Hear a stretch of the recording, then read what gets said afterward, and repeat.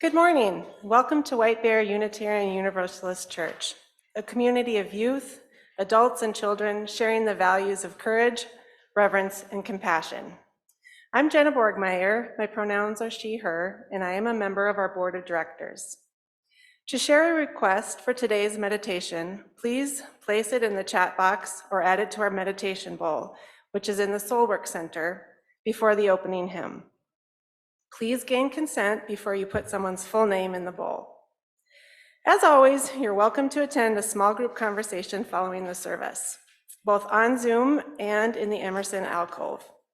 However you participate, these groups are self-facilitated. The facilitation guidelines will be posted in the chat box at the end of the service, and they are also posted at the table in the alcove. Please grab whatever you need and then find your way there after the service. For a more informal time of community cookies and information about upcoming events and projects, please check out the social hall. We are very delighted to welcome a guest musician this morning, marimbist Jenny Kluken. Jenny is a multidisciplinary artist from Minneapolis. In addition to performing on and composing for the marimba, she is also a visual artist, primarily working with high-flow acrylics, creating color-dense pieces inspired by sound and movement. Jenny will have music and art prints available after the service in the atrium. On a personal note, my journey with White Bear Unitarian Universalist Church has really evolved over time. We first visited the church approximately 10 years ago after we moved into the area. Life was so busy with two active elementary-age boys and a toddler daughter and a new house that needed massive remodeling, so our church attendance was hit and miss at best for several years. Throughout that time, though, each Sunday I attended a service, I felt such welcome and inspiration. But it seemed to me that everyone around me somehow had deep friendships already. I was and am an introvert, though, and I didn't really know anyone very well, and it felt awkward to strike up conversations with perfect strangers, especially as I was frequently tucked away in the quiet room, which wasn't so quiet, with my squirrely children. I wanted to really belong here, and I longed to be more than a casual, infrequent observer, but I didn't quite know how. Finally, about 6 years ago, I took a membership class, and I began to make a more concerted effort to regularly attend Sunday services and Wednesday supper soul work. I started to feel more attached at the church. And then Reverend Shay McKay reached out and invited me to be on a committee. I was very hesitant at first because, one, my life has always felt rather chaotic, and I didn't really know where I'd find the time. And two, I didn't know what I could possibly offer on a committee that was entitled Lifespan Development Committee. After all, I had just officially become a member, and I was still in the infancy stage of being a UU. But the subject line of her email said, "An invitation to deeper involvement at WBUUC." And that is what I really wanted after all. She saw the potential in me, so after much serious consideration and a lot of back and forth with Reverend Shay, I accepted the invitation. Even though I always felt welcomed, being on that committee was when I really began to feel like I belonged here. That committee was my entry point to other opportunities for involvement in numerous other groups in the years that followed, like serving on the Sanctuary Committee and participating in Wellspring and facilitating a coming-of-age parent group.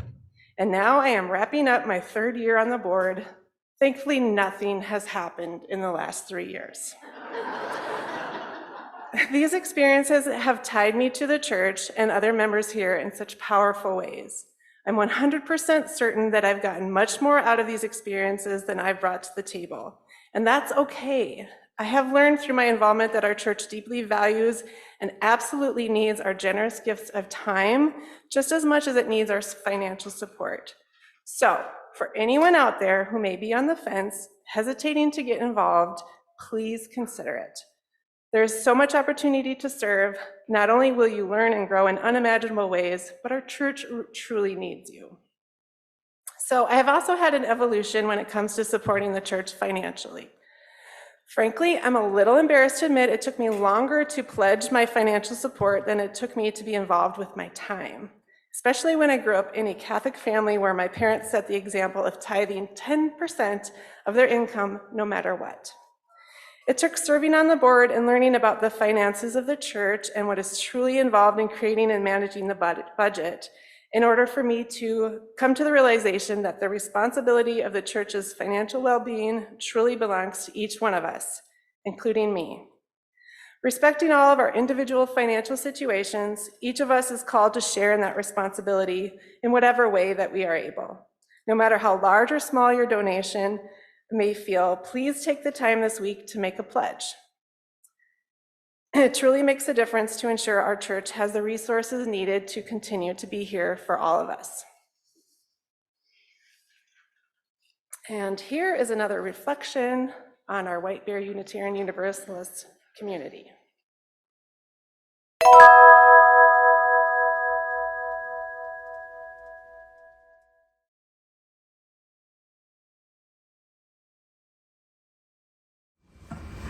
We pledge every year because we love what WBUUC has to offer our family, such as... I love the fact that WBUUC provides a safe environment for my kids to explore their spirituality. I like that they're inclusive. I appreciate that WBUUC just accepts all people of all different backgrounds, ethnicities, whatever. You're just accepted. And I appreciate the opportunities we've had as a family to volunteer and give back to the community and what that's taught our children. And I hope that you join us as we move forward, welcoming the new lead minister and pledging this year. Thank you.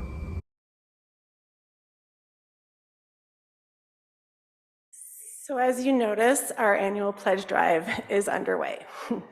So all are welcome to make a pledge to White Bear Unitarian Universalist Church for the coming year. If you'd like more information or take care of filling out your pledge right away, please stop by the table in the atrium. As Roger challenged us last week, it'd be wonderful if we got it done sooner than later because it saves a lot of volunteer time and energy. Welcome to our church. Together we grow our souls and serve the world.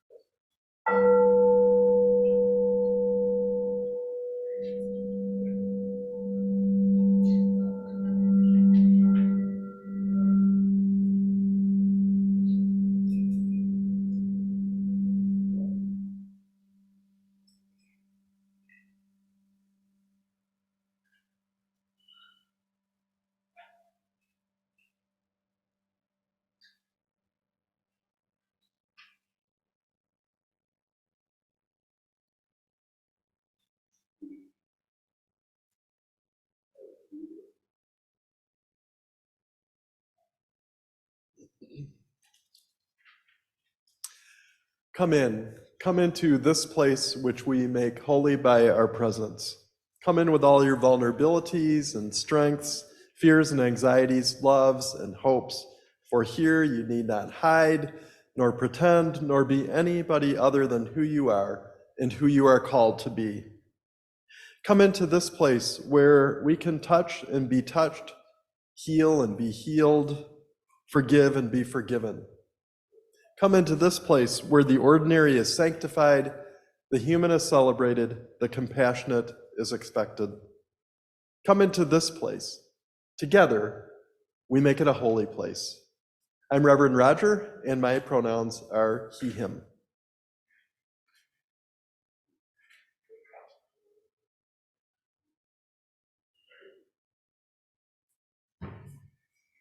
Good morning. My name is Bjorn Peterson, and I use he, him, and they, them pronouns. The process of creativity is full of mystery, not only for we who enjoy the creations of others, but also for those of us who create. The language we use to talk about creation is full of examples of this mystery. If we are artists, we might talk in unclear terms about things like our creative process. Artists may say, I start by going on a walk, noticing something, or questioning my experience of the world. To a person who doesn't think of themselves as an artist, this may seem unrecognizable. You may hear folks who don't think of themselves as artists say, I'm not a creative person, or I don't have an artistic bone in my body. All the while, they solve problems for family or work, tell stories to the young ones in their life, and get lost in favorite books or songs. They make dinner, make beds, make friends, make time, make love, make believe. It seems to me that far more of us, really all of us, are makers, and the things that we make also make us. In the most direct way, tools, other people, materials, all push back on us as we push on them. Soft hands on a rake are left worked over nearly as much as the ground. Shoveling snow continues to work on a back long after the tools are put away. Conversations form our minds and hearts long after the words have stopped. These forces are just as mysterious as those we honor with words like art and creative process, but we can feel them. It's those feelings I wanted to explore in writing this poem called By Your Making, inspired by my woodworking and imagining building a canoe. There is no other way to build a vessel than to do so, to be pushed upon by the timbers and woven by the sinew, to wrap the rib cages in muscles and boards in skin, to be steamed, tied, molded, and dried, to be torn, flesh and bark, to bend so far that catastrophic failure is imminent and then not, until one chilled morning, the liquid glass is cut ever so gently, so quietly, that the blood runs soft and slow to the rhythm of the paddles, beating and breaking, glide. Drip, drip, drip, drip, drip, drip, drip, drip. You are made by your making. There is no other way. Today, I light the chalice for the wisdom available to us when we cultivate awareness of the forces at work through us and on us, the making we do and the things making us.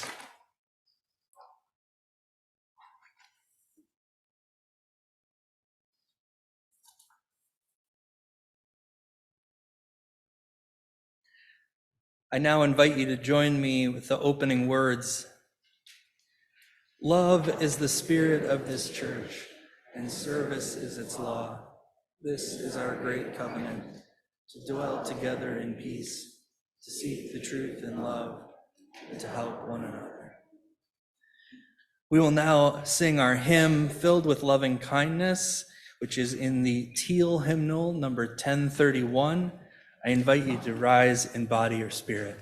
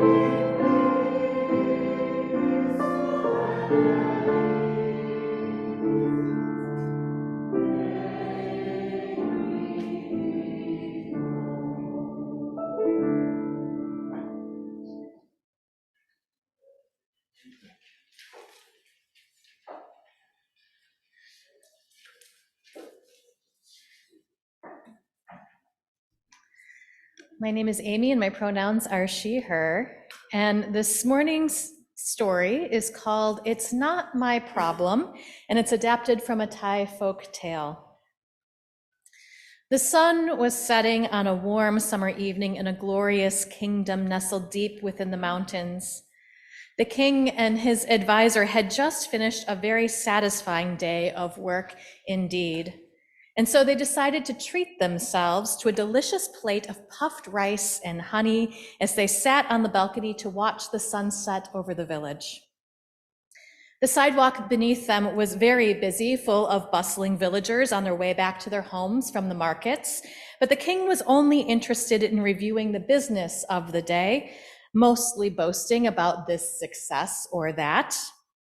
Suddenly, a noise caught the attention of the king. He paused as he leaned over the balcony to find the source of this unpleasant sound. But as he leaned over, he dropped a little drop of honey from his plate onto the railing of the balcony. The source of the sound now identified, the king quickly turned his attention back to his advisor, picking up right where he had left off. As the king carried on, his advisor, noticing the honey, reached into his pocket for his handkerchief to wipe up the drip. But at once, the king reached over to stop him. "It is no worry of ours, my trusted advisor. Someone else will tend to this. Let us continue our conversation." And so they did. But as the king continued to talk, his advisor couldn't help but notice that the honey began to drip, drip from the balcony onto the busy street below. The advisor interrupted. "Sire, the honey has begun to litter the street below. Perhaps I could take just a moment to clean it up. I worry an unassuming passerby might end up in a sticky mess." "Nonsense," the king replied with a snort. "I'm sure someone will come and clean it up eventually. It is no worry of ours. The big problem is that you have now interrupted my train of thought. Shall we get back to our conversation?" And the king continued his speech. But before long, the honey began to attract flies to the sidewalk. Well, the king's advisor took notice, but the king remained oblivious, and there seemed no end in sight for the king's lengthy speech. The advisor hesitated to interrupt once more. A few moments later, a swarm of flies was pounced on by a gecko who drew the notice of a cat, who drew the attention of a passing dog. And the king's advisor rose to his feet in a panic as the gecko tried desperately to flee the cat, who was now being chased by the dog. "Sire," he said desperately, "I regret to interrupt you once more, but there is quite a commotion on the street below, and I just think if I could do something." "Why should we be concerned?" replied the king. "It's just a few creatures who squabble. Do not concern yourself with these matters. We still have much to discuss. Surely someone else will attend to it. Besides, why should we draw more attention to these creatures when they likely will just go away on their own? It is no worry of ours." But just a few moments later, the owners of the cat and dog arrived on the scene to try to intervene. Before long, a crowd of villagers had gathered as an argument broke out between the two, and in just moments, the argument between the two grew and grew until it seemed the entire village was yelling. Now this got the king's attention.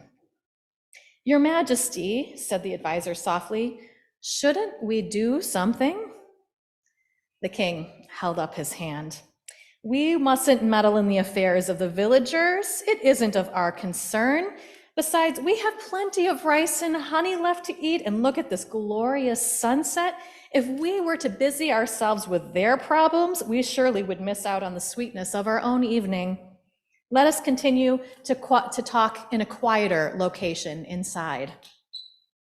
But as the noise from the street grew louder and louder, the commotion from the street at last moved inside the palace. The advisor could ignore this no longer. He knew what he must do. Ignoring the requests of the king, the advisor stood in place. "Sir, what started as a drop of honey has led to great suffering. Should we do nothing, the suffering will continue to grow, and even you can no longer hide from it. The advisor paused, intently watching the face of the king for a response. Sire, I must advise you to act. Though ending the fight won't be enough, for as long as the honey remains, harm will continue to befall our great village.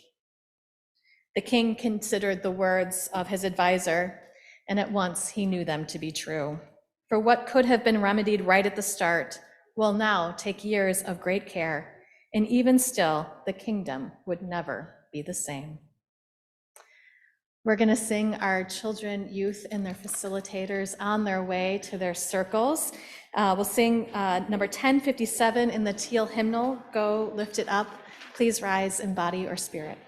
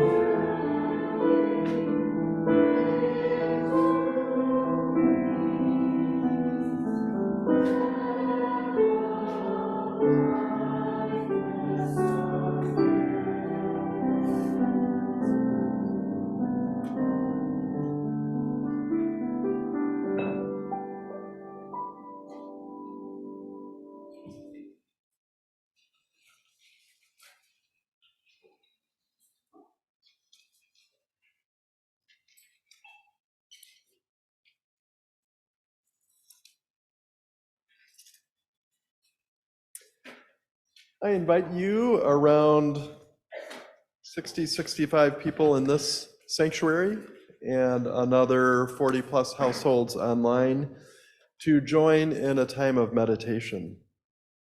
Wherever you are, feel your connection to your surroundings, to this earth, and to your fellow travelers near and far.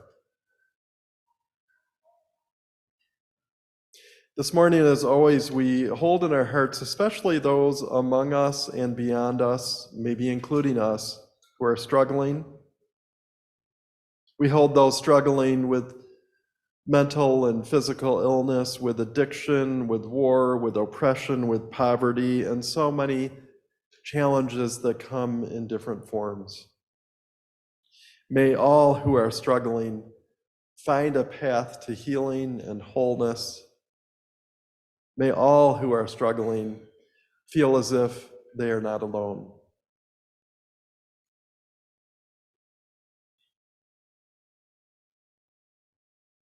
In our beloved spiritual community this morning, we celebrate Mara Cash's 10th birthday. Prayers for young Frank, recently diagnosed with ALD and in need of a bone marrow transplant. And from Kate O'Reilly, thank you all for the cards and words of encouragement during my illness. Love you all. And we love you, Kate. I invite you now to name aloud in this space or wherever you are, or in your heart silently, those who you are especially holding in your hearts today. Susan.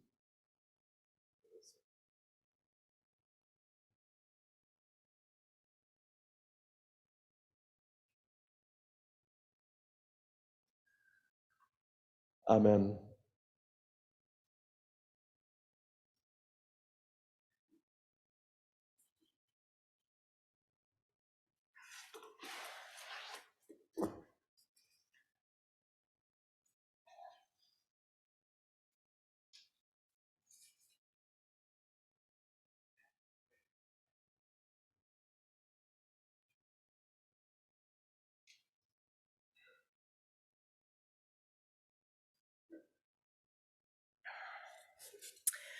This congregation is sustained by the generosity of the people who call this place home.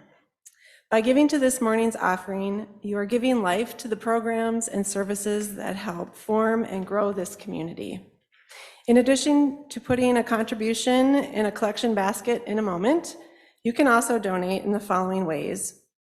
On the WBUUC webpage, by sending a check or leaving a check in the lockbox outside the front office, or using the text to give option in your order of service or in the Zoom chat box. Thank you for your generosity and your faith in this life we live together.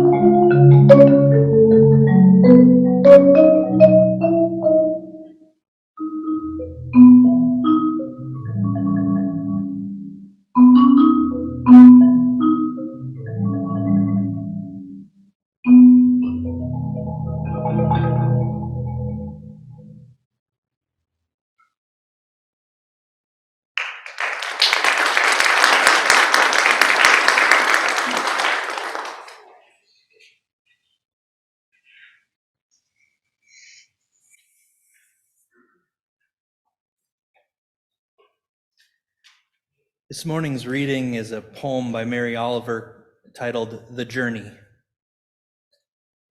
One day you finally knew what you had to do and began, though the voices around you kept shouting their bad advice, though the whole house began to tremble and you felt the old tug at your ankles, mend my life, each voice cried. But you didn't stop. You knew what you had to do, though the wind pried with its stiff fingers at the very foundations, though their melancholy was terrible. It was already late enough and a wild night, and the road full of fallen branches and stones. But little by little, as you left their voices behind, The stars began to burn through the sheets of clouds, and there was a new voice, which you slowly recognized as your own, that kept you company as you strode deeper and deeper into the world, determined to do the only thing you could do, determined to save the only life you could save.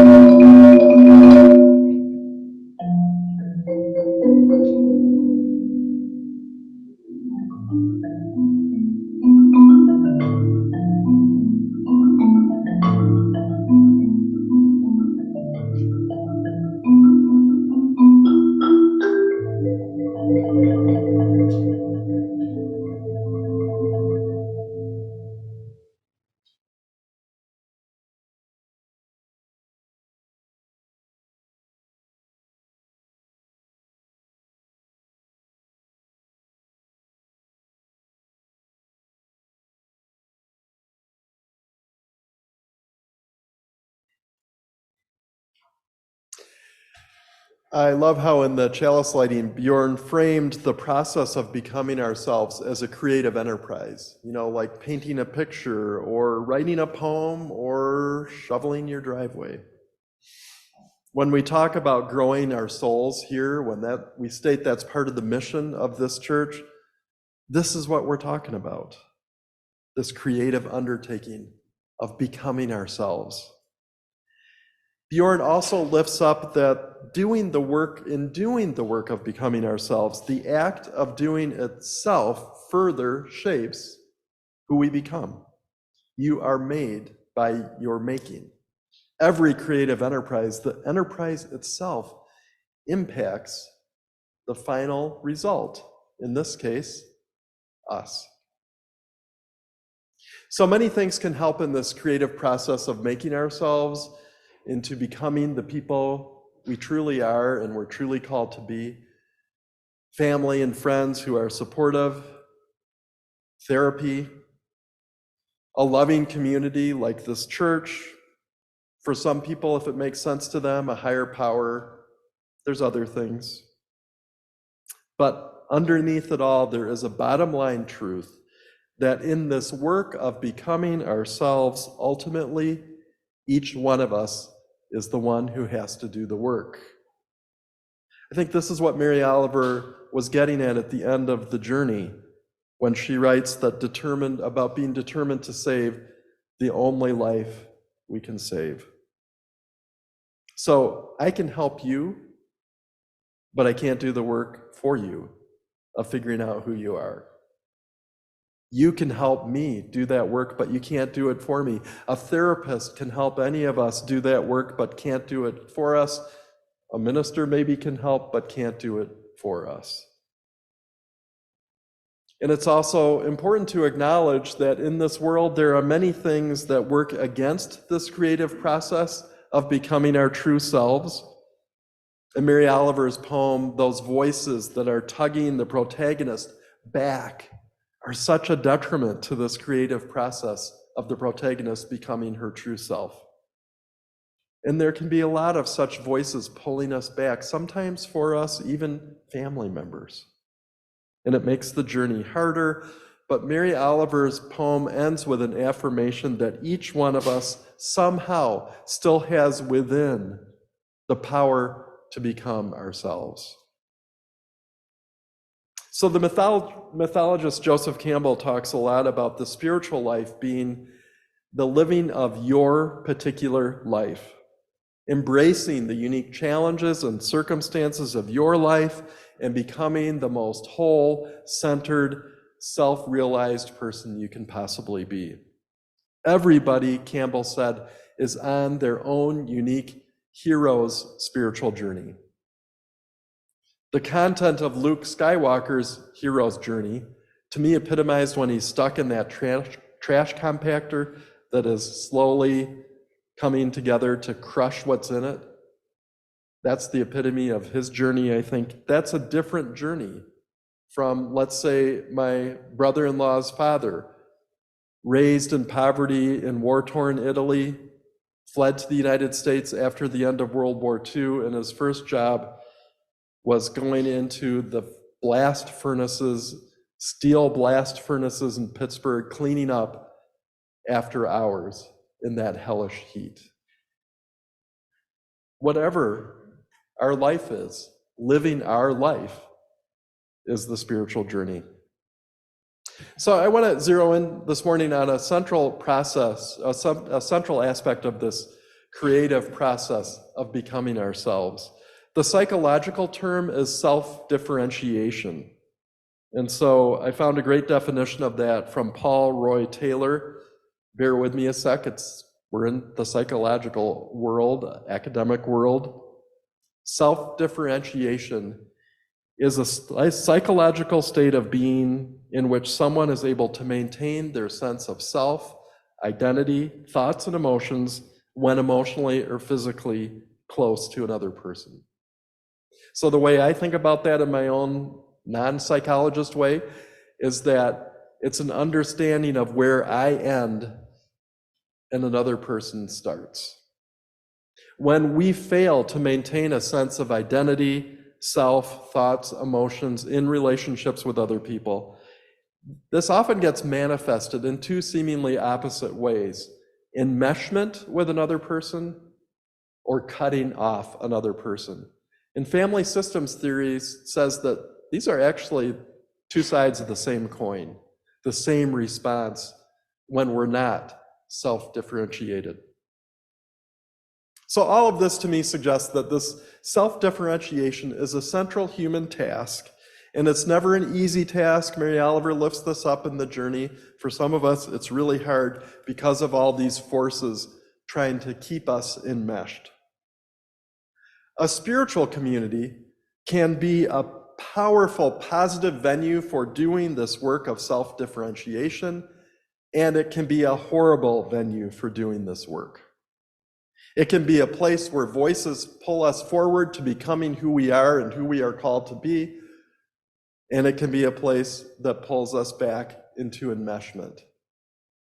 Now, any particular congregation isn't all one or all the other, but there is a spectrum, and congregations are on that spectrum between being a good place to do this work of self-differentiation and a bad place. So I want to lift up just an example of that kind of enmeshment end of the spectrum in a congregation. How does that get manifested? Here's an example. Someone does not like a particular decision that the church made. They let other people know, though usually not the people who actually made the decision, and then they threaten to cut their pledge or to quit the church, and they mean this as a threat. They want attention. They want to get their own way. Others enable this behavior sometimes by broadcasting the threat and by trying to appease them. In this cycle, in a church that's toward that other end of the spectrum, keeps repeating over and over and over again, sometimes for generations. In a congregation that has a better sense of self-differentiation among its members, in a congregation that is toward the end of relational wellness, other people don't broadcast these threats. Other people don't try to appease them. They treat the person threatening like an adult. They say something like, if this is how you feel, you should talk directly to the board or the minister, whoever made this decision you don't like. And then, of course, feel free to come to your own decision if you feel like you need to cut your pledge or quit. That's okay, we honor. Everybody makes their own decisions.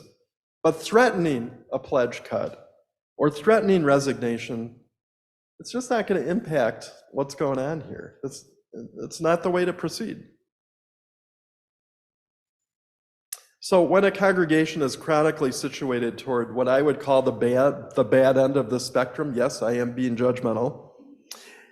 People who study church dysfunction say that the only way for this church really to make progress toward the other end of the spectrum is for each person to do this work of self-differentiation.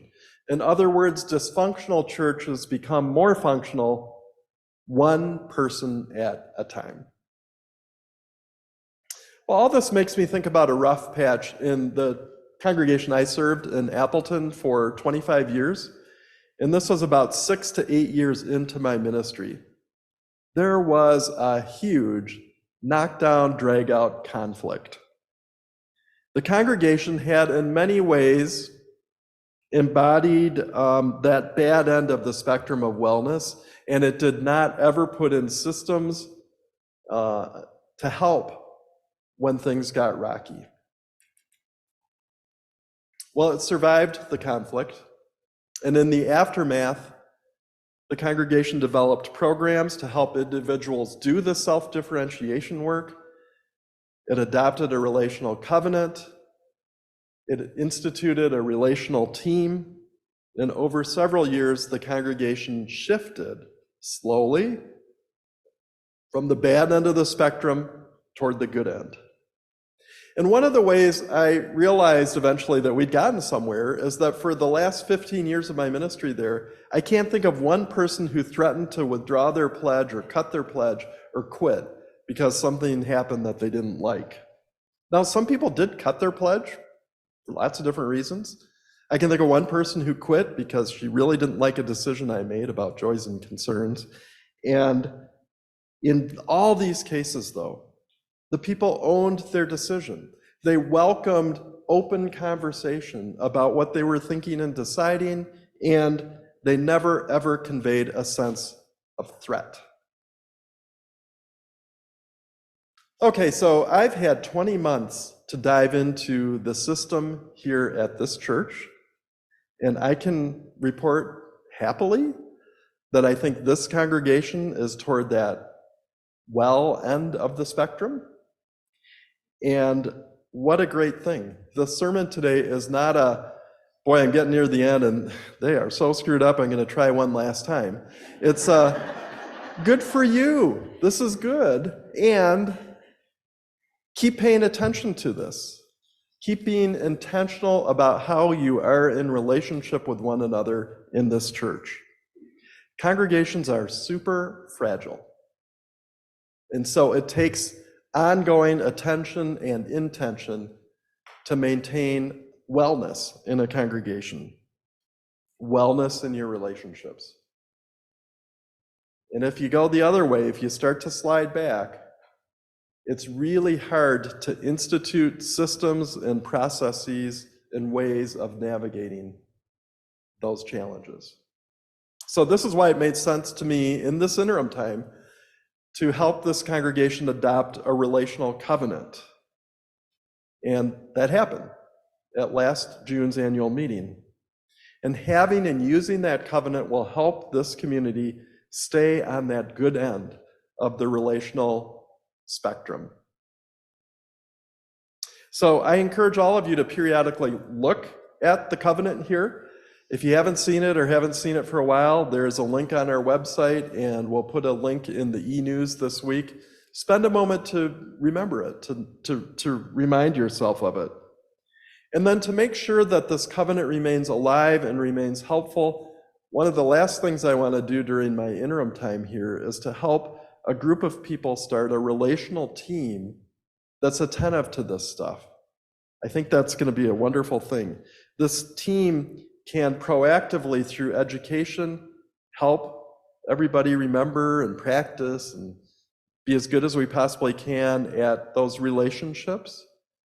And it can help be a resource when people inevitably, as they will in any community, encounter challenges in relationships. So tools like a relational covenant and a relational team can be so helpful and so powerful. And so is each of you doing your work, your internal work, to become the person you are and the person you're called to be. And I hope you look to this community for support in that work. I hope you find that support. But again, that's on each person to do that work. So I want to mention that this coming Saturday morning, a member of the transition team and a member of the board and I are going to offer a 2-hour workshop for anyone who wants to check in with where they are in the grief and loss journey here at White Bear UU Church. These last 2 years have been full of a lot of loss. I think it was about 2 years ago this month that Victoria let folks know she was leaving. She was followed by the music director and the choir director, who were here even longer. And then the loss and the grief keeps going. Things change. Last month, we said goodbye to Reverend Sarah. So this workshop is an opportunity at this juncture for folks to check in who want to about where they are in this and if they've got work left to do. I noted last fall that the search committee, in an update to the congregation, reported that overall the congregation feels like it has leaned into the grief and worked through it pretty well, and that there is a readiness to move forward and an excitement about the new lead minister coming in the next chapter.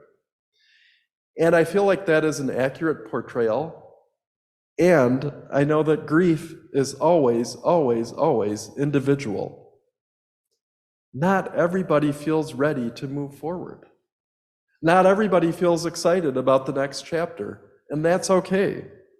We're all different. We all grieve differently. We're all on different grief timetables. So if you're not feeling ready to move forward, if you're not feeling excited about the next chapter, it's okay. And maybe it's a call to you to check in with your own individual grief and loss journey here. And so I encourage, if this is you or you're just not sure where you are, to register for this workshop. There'll be info in the e-news. So the workshop will give you a chance to reflect individually on where you are, and if you're comfortable, to share with others. There'll be no pressure to share. So if you feel like you have more work to do around grief, do the work. So when I think about this long, arduous path of becoming ourselves, I have a picture in my mind of someone who traveled that path really well. It was a longtime beloved member of the Appleton Church, actually not that long, but a long impact. This person had harder than most, not as hard as some, upbringing. For many years as a single parent, she was a functional alcoholic. She was able to put food on the table. She was able to provide a loving house for her kids. But she had not become her true self. The alcoholism disease was keeping her from doing that. And she knew it was a progressive disease, that it wouldn't get better, it would get worse. And so she tried to stop drinking. She actually went to treatment 7 different times, and nothing seemed to change. Her path seemed to be inexorably going forward to what in the end would be a total dissolution of who she was, of her relationships, and finally, death. And then somehow, for reasons she never understood, the 7th treatment took hold. And she finally entered into recovery. Her spiritual life blossomed, her relationships were transformed. This is the moment when she joined the UU congregation. She became one of the most spiritually centered, wise, self-differentiated people I've ever met. And a couple of years later, she was diagnosed with terminal liver cancer, or terminal lung cancer. How unfair, I thought, after all this work she had done. But her view was always, her answer right up to the last breath, I swear, was, oh no, I'm the luckiest person in the world. And she meant it.